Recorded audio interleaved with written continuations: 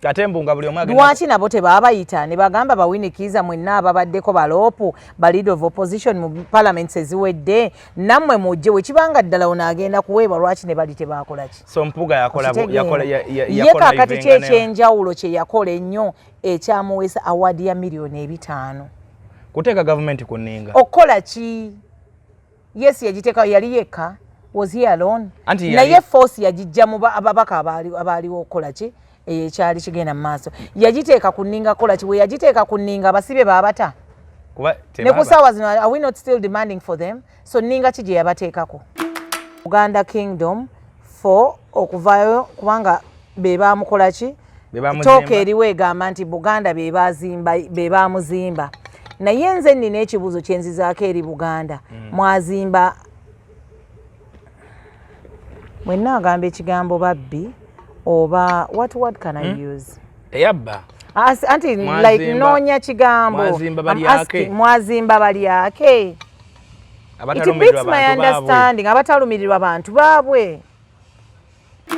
Robert Kyagulanyi institution yonna mukuba onayogera kino ku TV onayogera kino ku radio Abe Muchibi, I was there listening agama tugenda simanyi bajinga amavivi tukole tutyana the likes of Nsereko. We know you people are eating government money but which is okay made in Nsereko but which is okay but don't use your radio station to come ne mwagala okulwanyisa Robert Kyagulanyi the president one national unity platform oba okwagala okulwanyisa national unity platform oba okuginafuya. If you think your Mpuuga is so big, and is it bigger than Nope? Aha, jiyasanga wate. Yasanga Nope tetambula. Yajisanga etambula. How long has he been in politics? Obwa chairman yali abufunyeko. Olabe ebitala bye wabbakuli. Hotel eri wano bayabirikiyo bayabaki. Some I think 11 years ago. Awe mwabe. Wano nga tutulawo buuza honorable Segirinya kati ebiseera ebyo nga yeddoboozi ly'ekyebaano nga tannafuuka na kansala nga mukubi just wa masimu buuza taata Jone yakubiranga ewandegeya buuza bannange leero bambagambe so mutandika Federal Alliance nga tuli ku mulamwa gwa kuleeta nkyukakyuka kusaba federal n'ebirala mukyala Betty Olive Kamyasi n'abaddukako n'agenda n'alya ye yagenda ate nga nze njagala kugumya bannange bana NUP nti tukyabalaba nnyo mu bbanga lino erisigadde okutuuka wali yes bangi nnyo abakyagenda okuvaayo era mwabalabye ejjondooza e Masaka mubalaba there are those ones who have been on a talk abakadde b'ekkanisa ne bakulabako naye bw'aba abulira yitako mu maaso g'alabe nti wabaddeyo omale owete eyo kyaki erimu abakadde b'ekkanisa ate yafa teyali mukadde stroke commando w'ekkanisa baalingawo ebiyafa bibuzaabuza yavudde n'atugamba komando ng'akyogeza maanyi naye omwami ono mpagira ggwe ebimu waliwo lwanyiiza ate waliwo lwensekamu miliyoni 5 njagala mukkirize mugaane yabaleka kati ne bw'onootuula wali n'omwogerako kigambo ki ne bw'onootuula ali n'omuvuma bigambo ki Bobby Wine ali biza ayogera n'abazungu akolagana n'ensi yonna okulaba nti tufuna enkyukakyuka ali bize ku mirimu gya ggwanga.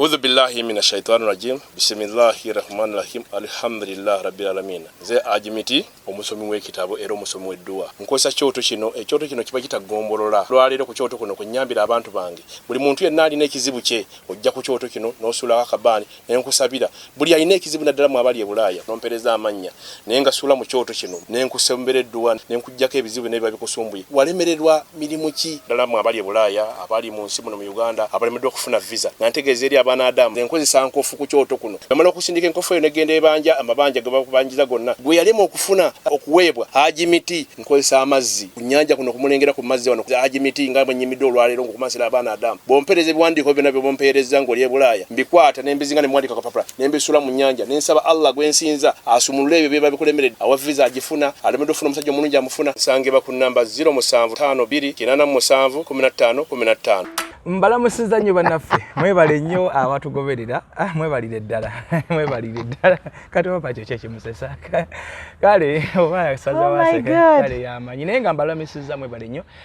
nnyo mbasaba okwongera okusubscribinga okulikinga wepono commentinga so far so good bitambula bulungi nnyo naffe obulamu nitubutambuza nga wetwabubala nkyali ku script ya Katonda giyali yampa sinaba gikola editing wadde kitambula ddala nga bwe yakimbalira nange nga bwe nakibalira bwe kiri. So I'm very happy. Ndoza namwe muri happy aje muri. Biva organic babagambye nti mugendeyo mwabafuna okusomoza okwenjawulo banaffe abajjanja abanga bakozesa obutonde obazi baita natural products be banaffe aba Biva organic. Waliwo endwadde ezo zibeeraawo manya prostate manya tocha ina musajja totambula lugendo luwanvu UTI diseases ulcers ye bannange balina ku ddagala lino eryagondi. Fabama batakyalina appetite. Ali appetite alirina. Yeah. Nekiva kuki? Obeera weekyawa abamu oba. Si kwekyawa. Tulina tulowooza ku ssente. Emmere yakaboozi. Akaboozi mu mboozi. Wewaye akaboozi Dr. Richard Senjoba ajasobola okubaga akuyamba. Ng'alina eddagala awo balina obudagala obwatabula akozesa bino ebintu byaffe rosemary mulinga butungulu biki n'akola eddagala n'awasobola okubanga akuyamba. N'onywako n'okubira kimbo wano mga kimbo weyayo erinnya n'olisalako. Oliwa jangu. So linajja n'ensonga ne zibeera nga zitambula. UTI balina abakyala bagenda mu toilet z'omuzaako edi omu si nnyonjo nnyo kiri awo so bavaawo n'ebirwadde bingi nnyo. Public toilets generally. Okimanyi nti n'abaana bafuna infection yadde basomero. So ebyo na infections. Kakati bana abakyala bagenda mu periods zaabwe teziri constant.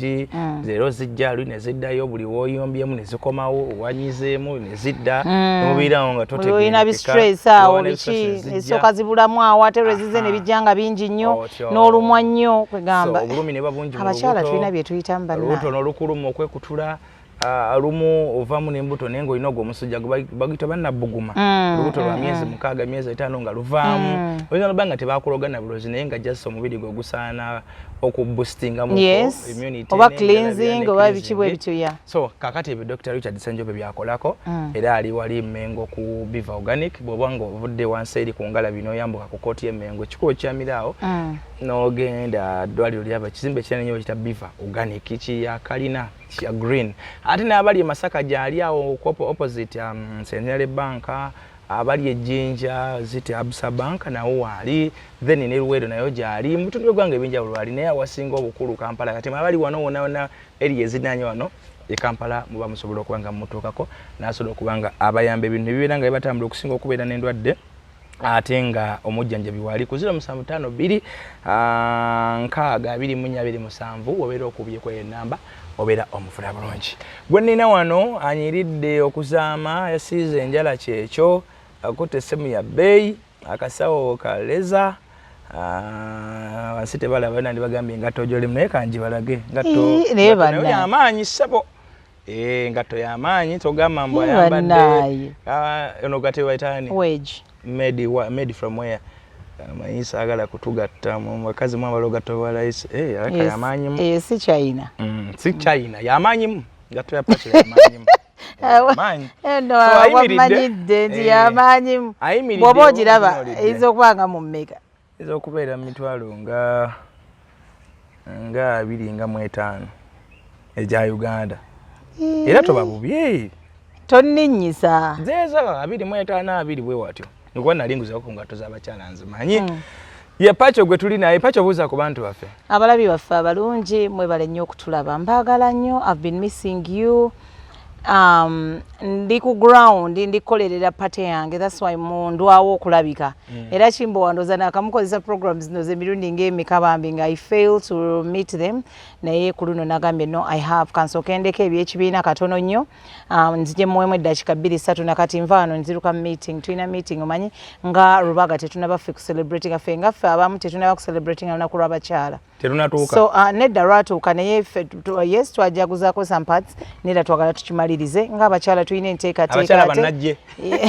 mu Rubaga yaffe eno tube nga tu celebrating olunaku lw'abakyala jjo twabadde mu Nakawa so this time round we want to bring it here era Honorable Matembe nkwebaza nnyo abakyala wayogedde nabo bulungi nnyo era tusaba omulundi omulala tuba tukuyise munnange ffe bannankyukakyuka abakyala era ojja obeereko naffe Okay, ye Pacho Aliet Yasimwe, Road Councillor to Birubaga South constituency. Ajja kuba kiika butereevu obeera kiika wano oba ku City Hall. Ambeera ku City Hall. Agenda ku City Hall ku million 7. Anyway, but my gundi will decide, my party yange will decide kadi jibampa. Chishate. Zisina buzibu oba natuula ku City Hall oba natuula ne omwami mbeera ze meya so long as ndi mu kukiikirira abantu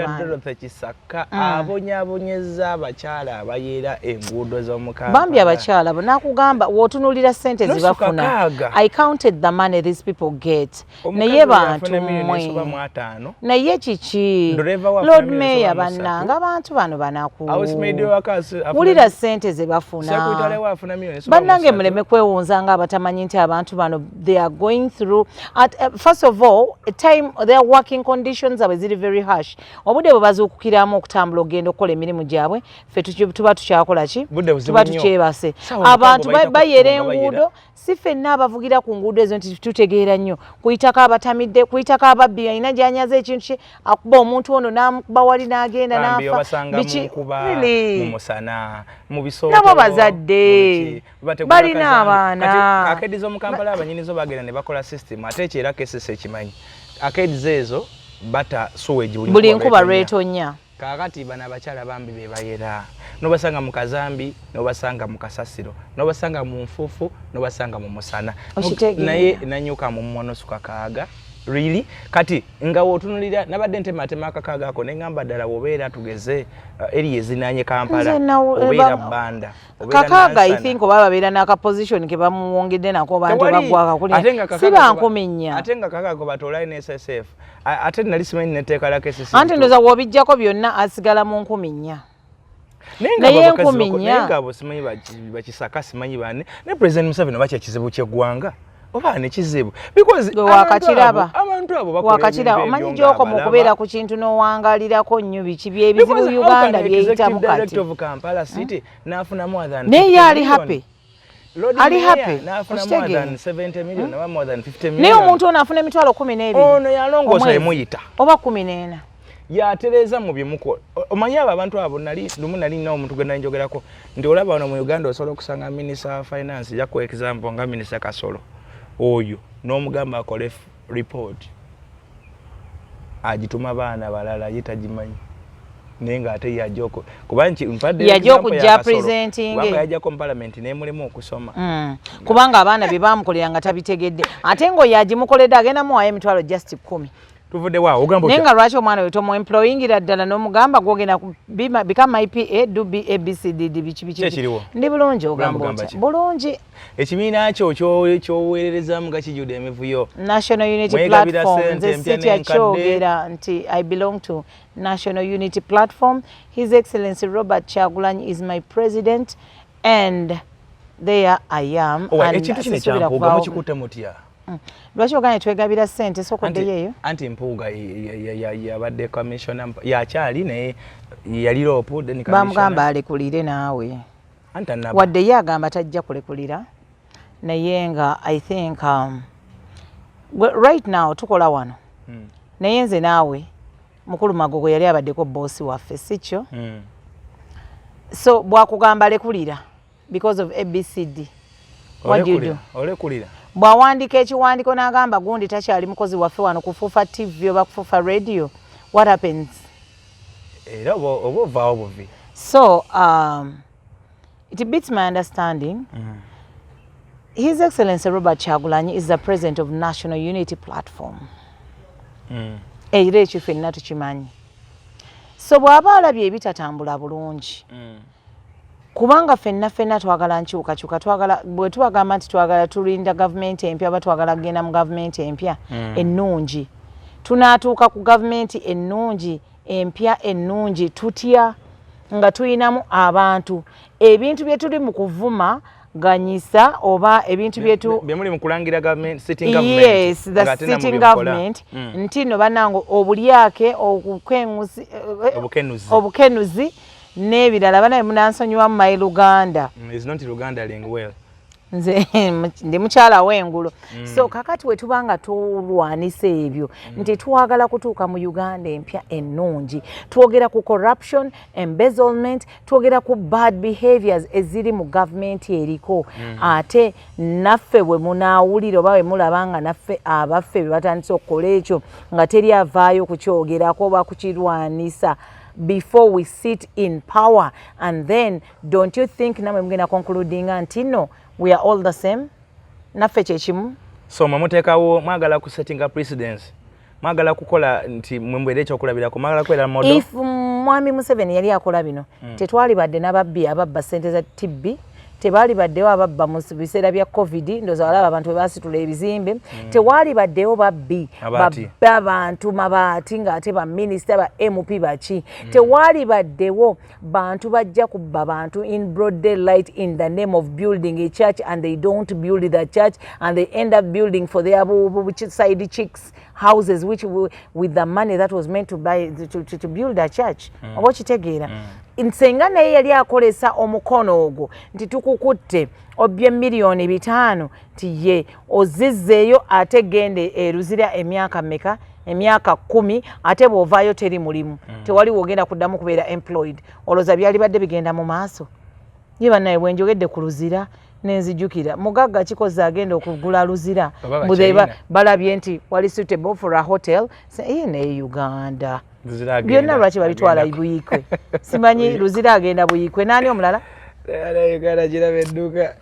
so batutunulira ekintu kya Mpuuga nolabanga n'ekiwandiiko nga n'omukulembeze aliko naye ateeseeko omukono really olowooza Honorable Mpuuga kye yakola nga opposition ate nga yali amanyi position y'ekibiina kye naye nasigala nga atwala essente ezo kiraga ki eri politics wa Uganda si buli yayambale by the way kansooka okwetondera pate yange nti city spokesperson wa National Unity Platform naye nga munnankyukakyuka and I feel some things we have to talk about them here I come and I come in peace as a peace-loving person. Ate omunnankyukakyuka ayagala okulaga nti tubeera n'enkyukakyuka mu ggwanga lyattu ate tubeera n'abantu abalungi. So sibuli yayambala manvuuli nti yali wa manvuuli. Sibuli yayambala enkofiira yaffe eyo nti munnankyukakyuka oba wa NUP. Sibuli weebale nnyo nti right now bambi ku ssaawa zino nze ekibiina kyange I don't blame them. Webeera mwana muto nga wakajja we are less than not even 5 years in nga tulina ki okitegeera yes nga muyimiriddewo yes naye omuntu yenna kiringa bana bakazi nedda but this is too big kyembadde example gye njagala okuwa nti abantu bonna abajja ku ssaawa eyo twali desperate. Do you know what it means to be desperate? Nti kiringa omukazi kankuwa an example of a woman nga awezeza alaba emyaka gimugendako luli yali alowooza slaying akola ebiki byonna abikoze she has the money she has the what naye nga abulako ebintu tugeze nga 2 talina a man ali awo site bwe baga nti mukyala Kimbowa talina mwana ebyo ebiri nga tabirina akola kyonna ekisoboka oba ayinza okuba nga yafuna omusajja naye nga emyaka gitambudde takyalina okwegamba oba noono okwegamba I don't know how I should put it waliwo bayitabo nga batuusa emyaka ajja otuusa ku myaka 35 webale nnyo abaana 35 baji akyalina bulungi awo kwana 45 agenda mu 5 ajja okitegeera ku ssaawa eyo oba ani azza oba ani yebaza namukana kwegamba kola amugambyeko agamba ndaba ku kyobo kitegeera ajja in fact you've brought it right nti waliwo a point a woman reaches mwaniriza buli ajja ku ssaawa eyo we didn't have people in the party and me I'm speaking this as like I don't blame them nti bebawa ku ssaawa eyo bebaaliwo kiringa okugamba nti no ino omukazi ne wali tewamwetegereza tewakola biki naye naawe omusajja ng'oli so desperate wammwe bakubanja omukazi baagala abaana bakola naye nga tokola ki kakati bwe wali oyina oba nkireete ntya kusaawa eyo n'ogamba kamale gafunayo omukazi yenna muteeka ewange na kino kiggwe ab'ewaffe balekera okukola ki okumbuuzanga n'okuŋŋamba nti okuze tolina mukazi tolina biki emyaka gigenda onootuzaalira ddi omuzukulu biki okitegeera so that pressure nti nammwe oluusi babeerako n'ogamba ye bannange wamale galeeta oli gundi abeerewo niye oba ndeete gundi oba okitegeera so kati kusaawa eyo bambi may I don't blame my party abantu abo be baaliwo ne balaga nti they will be there for the party ne balaga nti they will always fight for their party naye bagamba eryokanga n'etonya etwawula ensiisira ntulaba ensiisa wezenkanye ate nga nze njagala kugumya bannange bana NUP nti tukyabalaba nnyo mu bbanga lino erisigadde okutuuka wali yes bangi nnyo abakyagenda okuvaayo era mwabalabye ejjondooza e Masaka mubalaba there are those ones who have been on a talk show waliyo ennaku ezo omusajja abaddeko nga taswala kulaga nti omutwe gwe ngalabi nnyo yali ku TVM ayambadde bereti ayambadde t-shirt ya His Excellency Bobi Wine ateeseko ekkooti musajja munene nnyo kyova olaba nze bwe ntunuulira essimu sinendaba housing yaayo simala nnyo galowooza nti eyo essimu ya bbeeyi nnyo manyi housing zino ennaku zino baleeta ennungi ng'erabika bulungi nnyo naye ng'ate ogenda okubuuza bbeeyi yaayo nga ya mutwalo ng'ate mba ngisuubira mu mitwalo ng'esatu ba yakasamba kati housing ezo ez'essimu nze tezikyankanga ogenda n'olaba ekisajja nga kinene nnyo n'olowooza kirina amagezi naye nga tekirina n'olaba omukazi n'olowooza nti ategeera naye ng'omutwe buugi nze kati waliyo housing y'essimu tentiisa Mpuuga bwe yali ku CBS nga bamubuuza ku nsonga za ssente medi nsedeko nga mubuuza yagamba nti kituufu nagwanira okufuna essente naye ekibuuzo ne kijja gyendi nti wagwanira okufuna essente primary role ya LOP kuteeka gavumenti ku nninga yagwanira zifuna nga azikoledde ki ng'atadde gavumenti ku nninga ngaani ye yasoose kosi babaddewo bangi lwaki kisookedde ku ye lwaki tabeeranga si kino siwagira speaker Anita Among naye at least ye wadde naye yakola ekintu ng'ali kweteekerateekera future ye nti wano ali speaker time egenda kujja nga si ye speaker ye kiki yakifumba n'akiteekerateekera bulungi nti oba ovuddeko osigaza abakuumi bwe bati osigala ofuna omusaala gwo osigala okola biki n'akyorganizing ayinawe nti yayitako abaali ba speakers n'abagabira amamotoka ne benefits na biki kaakati noono senga waabanga kyali nga kitandikira ku ye lwaki tebakikola nga Anita bwe yakikola n'ayita bali abaasooka bawo gundi ono ogenga Latigo ne ttiimu yonna eyalikokko bannalongo Winikiza obo kitegeera Winikiza oyo mami bonna babaleete bagambe nti mwaliko bagundi nti miliyoni zo 5 zizo biki nga service award bagiyite service award biki simanyi na kintu ekyo we kyatandika kitandikidde ku bano ate mbunga buli omwagenda lwaki nabo tebaabayita ne bagamba bawinikiza mwenna ababaddeko baloopu ba leader of opposition mu parliaments eziwedde nammwe mujje wekibanga ddala onaagenda kuweebwa lwaki ne bali tebaakola ki so Mpuuga yakola ye kakati kyekyenjawulo kye yakola ennyo ekyamuweesa award ya miliyoni 5 kuteeka gavumenti ku nninga okukola ki yes yagiteeka yali yekka was he alone naye force yagijja mu ababaka abaaliwo okukola ki ekyali kigenda mu maaso yagiteeka ku nninga kola ki we yagiteeka ku nninga abasibe baabata ne ku ssaawa zino are we not still demanding for them so nninga ki gye yabateekako abaana bakyali makomera he would have yinza okuba kye yakola yakikola n'ekibalama tateebwanga so waba kye yakola yakikola kyagala ogamba nti yakikola ye nga ye yekka ng'ababaka bonna yakikola ng'ababaka bonna era abaaliwo ye yekka kyogamba issue eyo ye kwegamba nze nyumirwa nnyo oli bw'aba avuddeyo n'agamba njagala nnyo omuntu okuteesa ng'oteeseza bulungi nnyo abaana baabalo b'osanze mu maka omwo nti ozze kufumba nti ye najja n'ensangamu abaana gundi ne gundi lwaki oteeseza babo bokka nti abange babatwale mu masomero ga international bano babatwale mu UPE why if omusajja oyo ng'ategeera bulungi nnyo ajja kubeera ne question mark yeebuuze lwaki omukazi ono abaana baabateeseza bulungi naye abange baasanze mu maka muno tabateeseza bulungi why do you tell me nti owuwe mutwale mu ssomero lya miliyoni 3 ono mutwale lya 15 nnyumirwa nnyo omukyala ng'ogamba nti mwami bajeti yiino nti Anifa olugoye lwa mitwalo 4 ne munne lwena engatto ya gumu kitundu n'ono gumu kitundu nti bonna okole uniform okitegeera lwaki gwogamba nti otiisiza babo birungi lwakuba gwoli mu kintu gwofumba. So Mpuuga agamba no waliwo bannayuganda bagamba nti Mpuuga bw'amaanyi nnyo, politician w'amaanyi, Nuupu we naye mufiirwa, mugenda kufiirwa Masaka yonna. How that one, is it right? W'amaanyi nnyo, Nuupu si ye mufudde w'amaanyi. Abadde mu political parties mmeka? Yali obwa chairman yali abufunyeeko ne mu parties mwe yali afunyeeko n'obwa chairman mu parties mwe abadde. Nti obabeera chairman wa kino ekintu. So it beats my understanding. Yes, yalina erinnya lye yonna gye yali. Era nga I want to thank Buganda Kingdom for okuvaayo kubanga be baamukola ki? Tooka eriwo egamba nti Buganda be baamuzimba. Naye nze nnina ekibuuzo kye nzizaako eri Buganda. Mwazimba mwenna agamba ekigambo babbi oba what can I use? Eyabba. Anti like noonya kigambo. Mwazimba bali ake. It beats my understanding. Abatalumirirwa abantu baabwe. Munansonyiwa naye nange kanjogereko nga muzzukulu wa Buganda nga nva mu ssaza lya Ssaabasajja Kabaka ery'Etteeso ery'Essoroti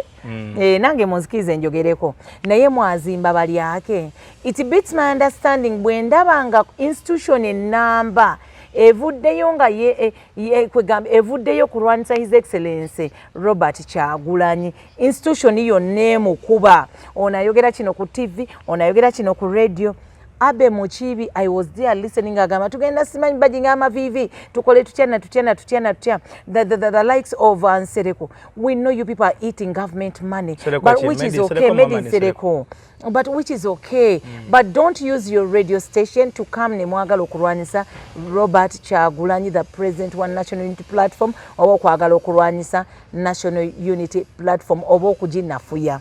If you think your Mpuuga is so big, and is it bigger than Nuupu? Yasanga wate? Yasanga Nuupu tetambula. Yajisanga etambula. How long has he been in politics? Obwa chairman yali abufunyeeko. Yadde obwa chairman, kale obwa speaker. Kale obwa, you know, there's certain questions that we should ask ourselves. Kwa mufundira deputy speaker. Okitegeera.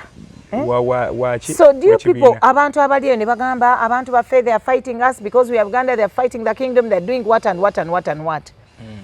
Why don't you people also as the kingdom sit down and, you know, this thing, because it is, ndikulaba ekintu whereby people think they are fighting people from Masaka. But they are not fighting you. Mulemeddwa okutegeera what His Excellency Robert Kyagulanyi kye yali ategeeza bakye bye byayogera ne bano. Ate omuntu bakusanze oli omuceere, omanyi omuceere, sukaali, entungo, ebintu ebyo oba okirya byegendereze nnyo n'ebijanjaalo. Kiyinza okusigala kumanya n'olimba abantu nze nalidde enkoko nabiki naye wano mu kuseka bagenda kulaba ekijanjaalo nga kyasigadde wano kuki kuli nnyo oba sukaali nga yasigadde ku mumwa. Kkiriza nti sukaali nanuunyeeko naye saamumazeewo baki something okitegeera. Ffe waffe tukola entungo nabiki ne bakubuza ikyama nino n'ogezaako obuuza lyanga kyama nino do kene nino bininga eddoga kale nobagamba nti entungo ndooza yasembedde nejja ku mumwa gwange yatambuza bigere. So me abawooza nti nze actually nze to me abagamba nti gundi Buganda yamuzimba, yes ye bali kuzimba naye yazimba bali ake. Ekyokubiri nze ndabanga mwami Mpuuga ye degrading okusinzira nze, I'm giving my opinion as a Uganda. Bali amanyi bajja kumanya. Okusinzira ku nze nti nze ate nga bwe nayingira politics oba bwe natandika okufuna interest to enter politics ng'abantu nga bamwami Mpuuga bendabirako. Because yali ajja atambulanga bali in kind of a straight line. Nina abantu bentambudde njigirako nga mukyala Miriam Matembe ajja okuyimirira agambe mwami Museveni nti government yombi ekola bweti ne bweti ne bweti ne bweti. Those are the strong women benatunuuliranga, abantu benatunuuliranga in this political arena. Okiraba naye kaakati bw'ovaayo n'ogamba gw'omwami omulamba Buganda Kingdom gwekuzizza nobanga ogulwa just $5,000,000 tolabanga you wassa wansi amadaala ago. Nze nga nze mu kutunula okwange mwami Mpuuga yali badde agulwa billions, kale bagambe nti bamuwadde $3 billion biliyoni 2 wa biliyoni ya sente. So okumugula n'ebitano bamumalamu na kitiibwa kye. Nyonze ku lwange nze bwe ngamba tekitiibwa kye they lowered him. Okay. Nze ku the Mpuuga, I respected Mpuuga. I gave all the, I would always look up to him and like, we are moving. I think this is where we are going to. So naye ate bw'ovaayo n'olaba nti waliyo obuvuyo bannamasaka as if Mpuuga is their only hope. They don't have any other person oba land oba what gwe balinamu essuubi eddala mu Masaka. So bonna obalaba nga bakaaba biki naye ate it does not surprise me because abasinze okuvaayo mu Masaka they are NRM people. So meaning nti balina bye babadde bakola together with this big man eye Masaka oba babadde balina ekintu kyabe kye bali mu kufumba wano naye ng'ono atwerimbiseemu mu One National Unity Platform. So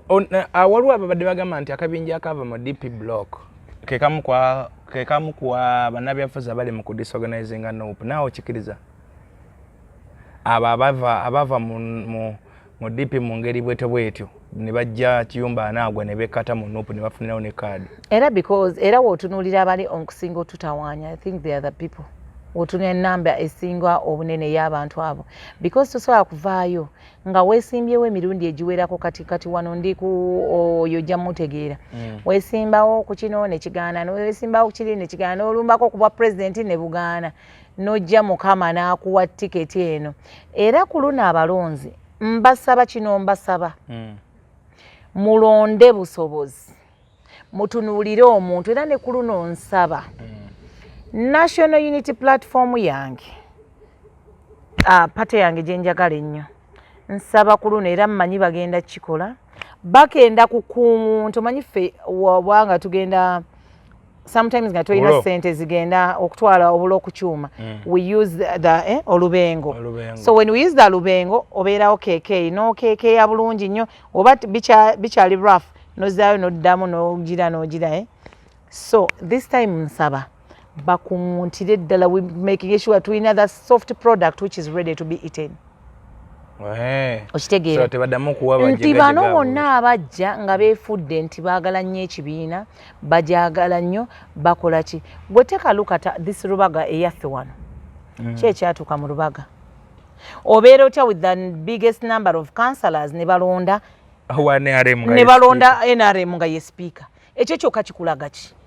so abo be bantu betwagala okujja mu system baveemu abasobola okujja okitegeera bonna bagenda okunza nga balonze wa NRM tegeza bali NRM yes muli munda bebo omukyala Honorable Namboze beyayogerako nti munda weefuula ki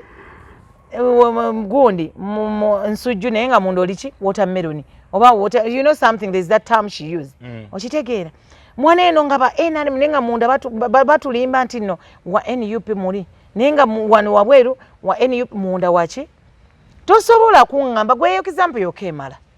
mu Rubaga yaffe muno Rubaga yeetaaga kulongoosa era tusaba bakulu baffe batunule mu nsonga zino bulungi nnyo okitegeera so Mpuuga akyalina ekitiibwa mu kibiina kyammwe anti nze nagambye soogerera bonna naye bamugamba for us we believe in second wound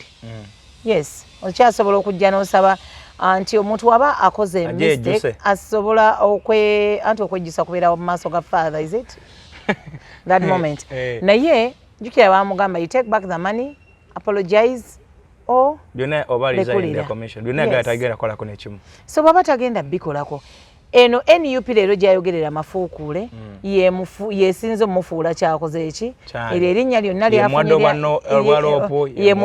loopu ye muwadde obwa commissioner okitegeera so kakati bw'oba ogamba nti gwavaayo noyagala okukuba his excellence Robert Kyagulanyi nti tamwagala babeera mu family ne badecidinga babeera mu biki n'otunuulira abantu abamu nga mubadde ne ku radio emyaka 10 naye nga tolina kyobadde okujjako okwongera okubeera n'omutima omubi ne ku TV ne ku radio kwokolanga omutima gwo bagumanyi okitegeera nga tokyukangako okujjako okwongera okufuna just ekibuto ekinene n'olowooza nti omuntu oyo alina amagezi naye nga talina magezi okitegeera n'olaba omuntu ayogera ebigambo nti abeeramuyo ne mukazi we ne family ne badecidinga kale bw'obanga ogamba nti nno ebintu bya family ekitegeeza n'empuuga naye wa familia ya Kyagulanyi kuba abadde lopu commissioner era deputy Buganda ebiki meaning nti naye wa family So it beats my understanding how some people just reason. have a common sense.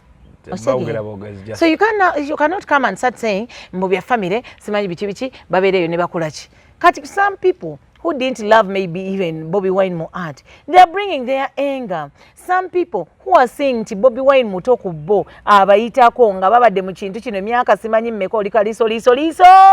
toyina njawulo gy'okolawo mu kaliso oyo biba biki kujjako kujja tuleekanira ku maca n'omwana omuto byasobola kyobola nze nagamba kanve ku radio ne ku TV nga bakyanjagala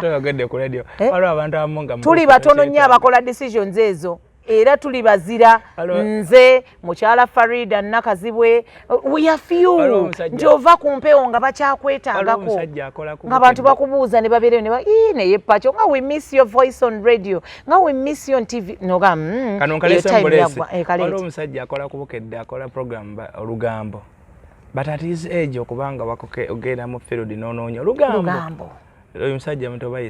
why don't you binga nze kyovola banali nagamba ku myaka gyange era omuntu asalawo n'amanya nti kaakati ndoza ninakola bweki nze senga nali nkyali mu radio ne TV nali neewa emyaka era ndoza kati ndoza gyali jaggwako giweddeko ndoza kati nga neewadde ne ŋŋamba sigenda kudda ku show mbu nkola music show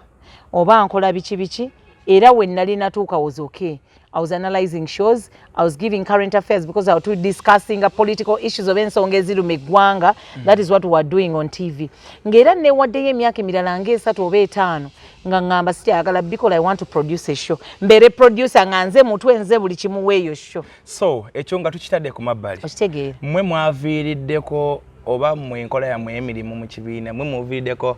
omusajja nga Bugingo okubalumba buli lunaku. Buli wakwata akazindalo nopo. Anti kaakati olaba NUP gy'olaba yafuuka cash crop. Oba Bobi Wine yafuuka cash crop nga buli lwe baabuzanga ekibuuzo what is the major cash crop sikyajjukira bakibuuzanga cash crop oba cash crop group of Uganda coffee simanyi biki kaakati cash crop oteekawo Bobi Wine oba NUP kuba bw'otagyogerako tofuna ssente. Abamu bakikola kufunirako. Bangi nnyo tobalaba ng'oli avaayo najja n'agamba gundi atuweddwa ettaka lye tuzimbeko eddwaliro n'olaba engalabi ng'omutwe mukalu era n'otamunenya nnyo lwakubanga n'ebiyimba byayimba byebyo kati omuntu ategeera osobola ovaayo n'oyimba ku epiica ebyo ebiyimbayimba bwe bityo kati ate n'okyogera nga w'okyogerero likigamba mukulembeze ng'ate obwongo ne butakuwona kusoma body language y'oli gw'okigamba. Kyova olaba baamuwa mangu ebbaasa nga bagamba gwe musiri gwe tuyamba ove kazindaala ogende naye teyakitegeera yayongera kwogera teyamanya nti ate oli gwali mu kkuba nti emyaka gino gyonna amalwaliro olemeddwa oteekamu eddagala olemeddwa otuzimbira amalwaliro okutuuka ku malwaliro ku kirasi y'amalwaliro agaliwo. Take for example amalwaliro agazimbibwa mu Obote ebiseera bya Amini Obote nga biki those hospitals are still there naye tegaddaabirizibwa even n'okuddaabirizibwa nti bagezeemu n'ebyuma ebyalimu babiki genda mu ddwaliro Kiryandongo genda Nebbi hospital genda go in those hospitals which were built mu biseera byabo abasajja so ono ne yeerabira nti nate yali akuba oli ne bamuleetera ebbaasa n'ayongera okwogera n'atamanya nti n'ebbaasa eyo yali ayinza n'obutagituusa ewaka ku ebyo bye yayogera body language y'oli yali emulaga toli musiru nnyo byeyogera temuli nze gw'oli mu kkuba. So kati bana abasinga ba Pastor Bugingo abikola bamusasule abikola nti bagambe nti ali ku side ki eya government era abikola kusasula abikola kola ki gwe tewalabako abaana ka video ennaku eza kabadde kasatulatinga bw'obadde okimanyi nti okuvuma Bobi Wine osasulwa oba badde obasasulira laba nno Bobi Wine okumugwamu obugwe abaana okole neoloza nyingi kubanga nali mmanyi na nyingi naye waliwo eyavaayo nagamba nze baveeyo banteereko obukadde 2 oba 25 wallahi nja kuvuma omuntu n'emimwa ginsabuke meaning nti babawana miliyoni ng'emu 2 oba 3 tezinnawera n'2 tewalaba eyo video naawe nga bali ku TikTok okwo baga nze Bobi Wine namuwumuzaamu sikyamuvuma akasente tekakyajja ku akaunti yange neŋŋamba bavumira sente bavumira bulijjo sente batamale junior neyo kiriki yonna kayanja nze singa bakwata miliyoni 2 ne baziteeka ku akaunti neŋŋamba kale imagine just 20 million shillings just imagine abaana busente bwe bakola ki ng'ono bye yabadde avuma Ssaabasajja waffe Kabaka naye olowooza baamuwa mmeka enzo kwa milioni emu oba bbiri nenga lwaki ojja ne we degrading ne we lowering to that level. Likes zino ne comments n'okwagala nti okulowooza nti gw'oli wakabi nnyo oyogera nnyo zigenda zikyabazaalira nnyo ebizibu. Naye nze ekyunnyumira nti bwe babeera bavuma oba ne bamwogera kiku kino nakiri nakiri Mukama ali kwongera kumusitula buli lunaku ali mwambuse eddaala talina yes oyongera kumusitula abamu njagala mukkirize nti Bobi Wine yabaleka like miles nga milioni 5 njagala mukikkirize mukkirize mugaane yabaleka kati ne bw'onootuula wali n'omwogerako kigambo ki ne bw'onootuula wali n'omuvuma bigambo ki Bobi Wine ali busy ayogera n'abazungu akolagana n'ensi yonna okulaba nti tufuna enkyukakyuka ali busy ku mirimu gya ggwanga. Nawe kikonye talina budde bwammwe tajja kubaddamu kubanga ensonga ezikwata ensonga ez'ekisirusiru kwegamba ebitalina makulu tabiwa nnyo makulu. Tumalirize n'ekya nalabye bagashumba bagenze mu office za Nopo e Masaka bagambye Bobi Wine toddamu okusala Masaka mbukati ya MK. Bamugamba taddamu kusala Masaka waabwe. Mbukati Masaka ya Pirao. PLE. Primary Living Examinations. Bagenze paka mu office ya Nopo. Gashumba oyo. But is that office ya Nopo is office ya Mubaka weyo? I don't know. That thing still beats my understanding. But abantu nga bwe nnakugambye nti erokanga n'etonya. Not buli ali mu Nopo nti omuntu wa Nopo. Kati nze obadde okimanyi nti eno struggle nagitandika mu myaka gya Federal Alliance. In fact, video eno njagala kano mukasalemu mukaweereza omukyala IGG. Mwe mwatandika Federal Alliance? Mukyala Betty Olive Kamya. With due respect, ojjukira emisinde gye twaddukanga nga bajja tukuba tiyagasi n'emigo na biki. Bana abantu mutulaba leero ne mulowooza nti nno gundi struggle ngitandise leero. No! Gwe mukubatandika Federal Alliance. Olaba ebitala bye wabbakuli. Hotel eri wano bayaba ki. Some, I think 11 years ago. Wano nga tutuulawo. Buuza Honorable Segirinnya kati ebiseera ebyo nga yeddoboozi ly'ekyebaano nga tannafuuka na kansala nga mukubi just wa masimu. Buuza taata John yakubiranga ewandegeya. Buuza bannange leero bambagambe so mutandika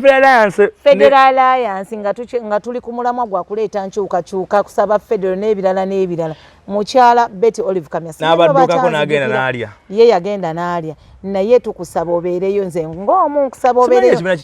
simanyi nakirabako nga bakiwadde basadaamu gayira so kaakati ndowooza olabye nti sinze struggle sigiyingiddemu leero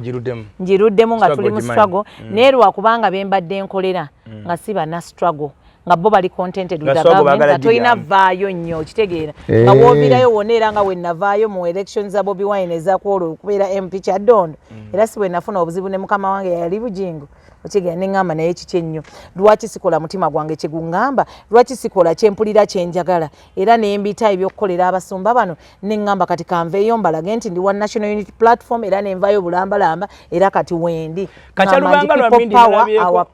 nalabyeko ku Pastor Bugingo nga naye ayambalidde Mpuuga ku kiyakola Mpuuga ekyokulya essente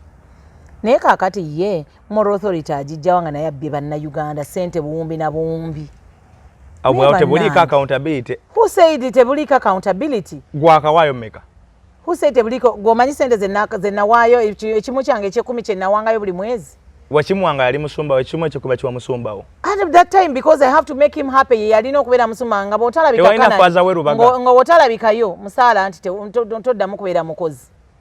Gw'obadde okimanyi nti nno waaliwo olunaku lwe twali tulina okulabikayo nga kwolwo oba nnyoko yafudde oba mwana wo mulwadde oba kitawo ye yafudde toyina kuziika oyina kubeera wa ye lwaki olwo olunaku lwe baalaganga anti kyova olaba nkugamba twali nga tuli mu busibe ng'era kati bw'olaba bwe bali abo abasabirayo bali mu buwambi kandi musajja ndi MC nina omukolo kwolwo olunaku kugambye tojja gukolera we bajja okubuukinga nange ndi MC Sebo nengo ejejwa kwolwo olunaku nnaku z'omwezi nga 3 Novemba ojja okigenderere nnaku z'omwezi nga 3 Novemba kigenderere tewabeera yabula wakira ajja ne kanula oba ne cupa ya drip n'ogikwata bw'oti so nga bw'otajja kye kibaawo osinga byaggwa oba weegobye ekyo kiri automatic era buli omu akimanyi lw'otajja it is very enkera todda nze baali bagenda kunnongoosa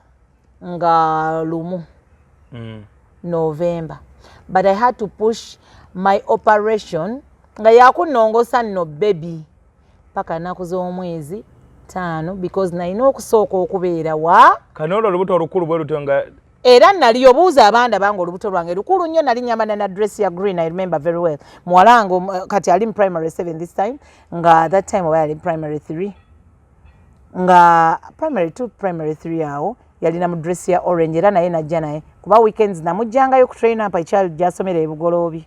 namujjangayo weekends nga mbeera naye ne muzaayo Monday because that school batukkirizanga mwana wabo mwagala weekend ng'omujjayo ng'obeerako naye so olubuto lwali luli eri nga siina nagatambula but I had to come because nga nkyeguya omulimu nti wengenda mu matene munaje eri okusigalayo n'ogamba olututaladde lunuma naye ekyo bakugamba ekyo kimanyi tekiriiko debate tekiriiko ki buba busiba okukolera ewa Soroti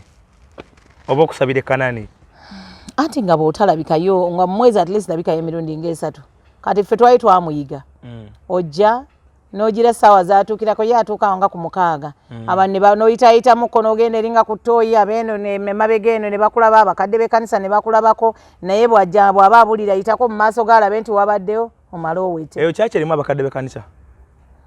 ate yafa teyali mukadde stroke commando w'ekkanisa ebyeyafa baalingawo ebiyafa bibuzaabuza yavudde n'agamba yavudde n'atugamba komando ng'akyogeza maanyi naye omwami ono mpagira ggwe ebimu waliwo lwanyiiza ate waliwo lwensekamu omanyi lwaki nkubuuza nti ekkanisa eri n'abakadde b'ekkanisa abakadde b'ekkanisa okusinza bayibuli yabateekateeka nti be bateekateeka omusumba buli wabanga naye waba avudde buvi ku layini be bamuzza wali obaddeko awo ng'omuntu nga waliwo oli omuntu nga ye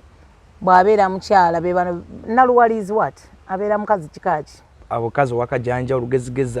nga ye tagambwa akotakola kibi kati yoyo kati wabeera musajja bamuyita ki seruwali ye amanyi nnyo tawuliriza basumba banne amanyi he's always the best he's what so that is him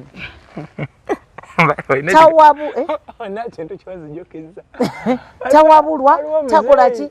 kyova olaba ewuwe bano ba yes bakyamukolera nnyo bamuyitani muzeeyi ono weegundi yagamba nti naffe era ennakawukali tukolere ku myaka gyo nawe novayo nogamba naffe Bobi Wine ekkubo ly'ennakawuka ng'ate by the naye yali yagaddeko okwesimbawo kuba president ati his age ng'akyareasoninga bw'atyo oba kutuula nono gwe bawa akatabo akatunde ne kalemerawo kasoma upside down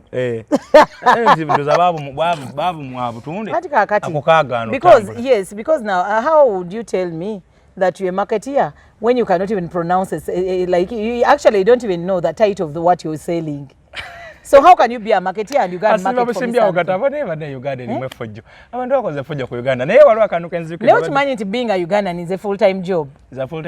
kubanga mu Uganda kyetagana tusasuza okubeeramu oba okitegeera kubanga tufuna ebisesa buli lunaku omukazi n'amatoka buli bwatunula mu kamera naye simba akatabo wali kati naye namulaba ennaku ezo gundi yali amuyambako mumusomesa bambi Faruku ono wa Kampala Central Nsereko yalina ebigambo byali amubizaawo mu luzungu bambi naye amuyambyeko abanda banoonya relevance naawe lwaki olikolera mu kamera nze naye namugamba muwalange is 5 years old asobola muyamba olwo akantu kenjagala okinneerabisa nedda sipule waliwo obadde nzijukira ogambye omusajja omukazi abeeta naluwali simanyi n'obuuza omusajja bamitano adde nzijukira waliwo emabegakaawo omuzeeyi yabeeranga mu NTV bamuteekanga mu kapromo kamawulire ka NTV oba akazungulu omusajja oyo yalinga yeyita chairman w'abaavu naye yafa yali abeeranga I remember that kind of thing chairman wasimanyi biki w'abaavu kati yali alina akantu ke yakola ku bakazi abatazaala bamubuuza omukazi atazaala nti bamuyita naji enkuusiri kati Bugingo n'enkuusiriye babeereyo ne bavuma abantu ne bavuma abaana naye mbadde simanyi nti okukolerayo obeera ate ng'ali mu wekaputayi nze nkubuulire n'abo abagenda okulaba vidiyo yange bajjukira bulungi nnyo lwe nasemba okubeerayo ng'ekibuto kiri eri bambi I had to postpone my operation naye ng'omwana mpulira nga nenga nero anyway tukome wano lwalero nezigwa naye kati tuli mu nkyukakyuka byonna ebyo mu Uganda empya temugenda mbirabamu temugenda kulaba false prophets temugenda kulaba kwegamba about KNC abalyake ababbi abafere. That is what we are first going to fight with. Sanite nyo esede y'omusole jakutambulanga bwino okutambula ate Ugandan currency egenda kubanga ewe chemba mtu yamba embanga mukuto buyinza parliament mugikomye watirisi kwa baka nga 20 ebyo byonna bitugenda okutereeza kubanga abaka 500 bya tebina kyemyamba for example sawa zino kawempe cheyo and ate bakyayagala kutulamu mu zino elections wezinabanga zigenda wali ebifo bye nawulidde nti bagenda kutemamu nti for example wobeera mu Beni Kiwanuka ate tosala kubo okudda Nalukolongo biki ebintu ng'ebyo kitegeera those arrangements kawempe oba south eyo badde ya honorable Sagirinya emyaka gyonna 3 agimaze mu lwadde naye olowooza abantu abafiirwaki abekawempe omubaka abalina bawaki tewali so ababaka mutuyambe mu makomya constituency ku bantu nga atilisi 20 tuna obuli awo tunanyuma minisa mukole ba minisa 5 anti bebe byetuliko kati ku saawa zino region za Uganda 5 region ebere mu minisa nti Bobi Wine abeera busy nnyo kati mwabaleekaana erinnya lye abayogera kino na kino no he's busy ali kulooleza gwanga Uganda empya eneebaawo etya bwoba kikuluma kikulumire abatumidde abagambye mu mukubire ku simu abalombere ku dua abafuna obuzibu obw'enjawulo ebizibu emirimu tegitambula olina olutwe buli wabeera gugo basooka okulowoozaako buli ekibuuzo basooka kuyita gwe na biki bwe bityo ebifaraganako bwe bityo so Haji Miti agamba genda yakulombere ku dduwa wagezaako ebintu byogenda ebweru naye buli wotekamusenezo bakubabo bitonna bafuna muntu mutuufu genda yo naawe atereze emikisa gya kulombereko ku dduwa oba oli awo ojja kusobola okutereza bizinesi zo oli musuubuzi naye buli wosuubula buli woba nga ayagala okusuubula konteyina yo ze bakwata n'ebintu ebiringa bwe bityo ebiremesa abantu n'owulira ng'onyiize oyagala okuva mu bizinesi so nga tunaba kuva mu bizinesi okogendeyo akulombereko ku dduwa oba mukubire ku 752 715 asobola okuba nga ate yakuyamba badde ne Pacho ono munabyabufuzi nno Ssebu struggle yagize okusiza abadde yagiyingira dda naye kati yaza okusiza anza okuse bebe kubatandika Uganda Federal Alliance Betty Kamayini bamugula n'agenda n'afuuka IGG neno teyafuuka IGG yasooka kufuuka minisita wa Kampala byavaawo najja mpola mpola kati IGG so n'avuganyako ku bwa MP by the way bweyava ku bwa president nga buganye n'avuganyako ku bwa Lubaga North ng'MP wa ku kaadi ya kyawo wendoza ku Federal Alliance then awo gibava ne bamulonda n'abeera minisita wa Kampala omubezi yali mubezi yali cabinet minister sibijjukira kubanga ebintu ba minisita baba Museveni akeera ye Bukezi ku makya n'ayagala okukusanyusa n'agamba kankoki ng'ayagala okugula yali cabinet minister kubanga alina Longo Beni Bugembe bwe baweerezanga so bwe yaveeyo kati tuwulira nti IGG naye IGG n'omusembi oguli mu parliament gumulemye okunoonyerezaako simanyi bwa IGG bo babukola dde sinaba nakulayo abantu babbesende yamu government buli lunaku buli kiro naye sinalaba office ya IGG ngegamba nti tuyanisa mu Uganda ndozo kosase yebadde ngegezagezaako okwani ne paaka ne anti corruption eyo gye baateekawo ne bagikwasa simanyani nabyo biri bogus tebina kye bikola nze sina kyenda